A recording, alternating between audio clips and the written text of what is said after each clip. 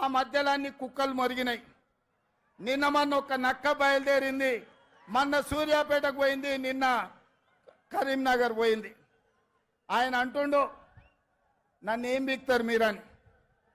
మొన్న మాట్లాడింది మీరు చూసుంటారు, కేసీఆర్ గారు మాట్లాడింది, నా ఎంటిక కూడా బీకలేరని మాజీ ముఖ్యమంత్రిగా మాట్లాడిండు.